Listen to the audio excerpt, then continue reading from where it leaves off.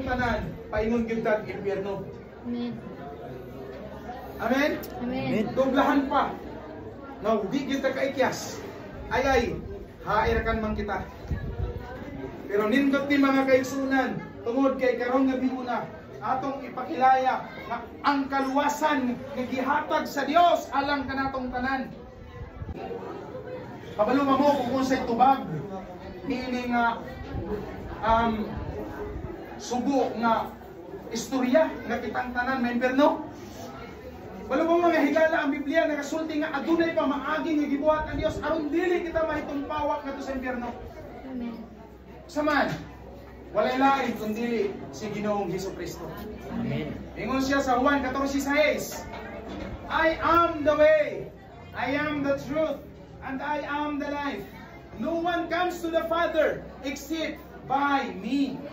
Amen. Pagmulaong gani numan, walay lain.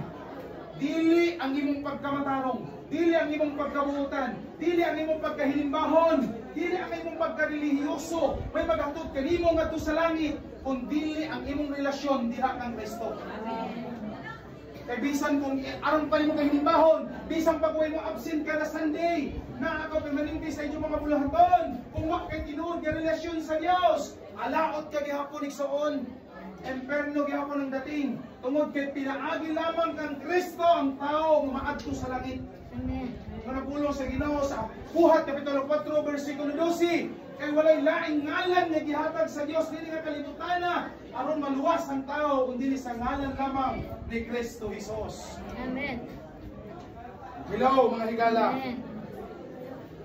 Muna nga kinahanglan pilion nato.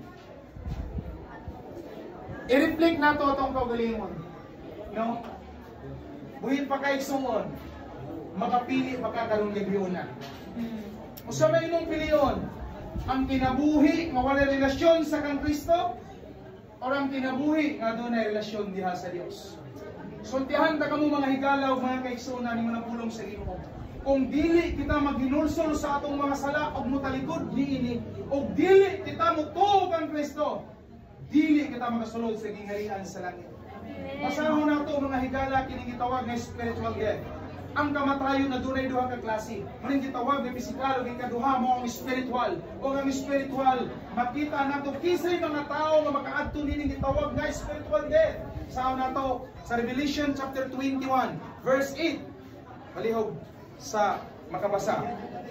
Ingon diri apan ang mga nangahadlok nga mosunod kanako, ang mga wala nagtuo kanako, ang mga nagbuhat og malaway, ang mga mamumuno, ang mga nakighilawas gawas sa kaminyoon, ang mga salamangkero, ang mga nagsimba sa mga Diyos-Diyos, ug ang tanang mga bakakon, ang lugar nga alang kanila, mao ang linaw nga nagdilaab og kalayo nga adunay asupre, mao kini ang gitawag nga ikaduhang kamatayon.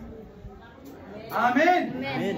Mao kining gitawag nga ikaduhang kamatayon. Unsa ang ikaduhang kamatayon? Impierno. Ug ang makaadto nini katong walay relasyon kang Kristo.